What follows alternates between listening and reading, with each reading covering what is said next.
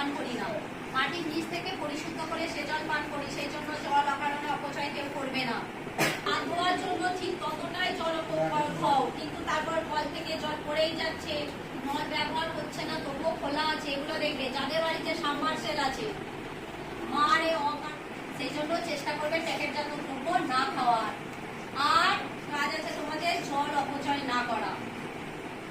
জল, যে পানীয় জলটা আমরা পান করি সেটা মাটির নিচ থেকে পাওয়া যায়। এই পুকুরের জল, খালের জল আমরা কিন্তু পান করি না।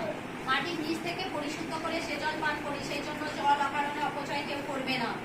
হাত ধোয়ার জন্য ঠিক ততটাই জল অপব্যয় খাও, কিন্তু তারপর কল থেকে জল পড়েই যাচ্ছে, নল ব্যবহার হচ্ছে না, তবুও খোলা আছে। এগুলো দেখবে যাদের বাড়িতে সাবমার্সেল আছে, বন্ধুদের সাথে দেখাও হবে না আর লেখাপড়াও করতে হবে না, তখন শুধু ওই নার্সিংহোমে হাসপাতালে শুয়ে থাকতে হবে। সেই জন্য চেষ্টা করবে পলিথিনটা এড়িয়ে যাওয়া। প্যাকেটজাত দ্রব্য সরকার থেকে মানা করছে যে প্যাকেটজাত দ্রব্য খাবে না, ওটা মুখরোচক কিন্তু শরীরে কোনো উপকারে আসে না। বাড়ির তৈরি খাবার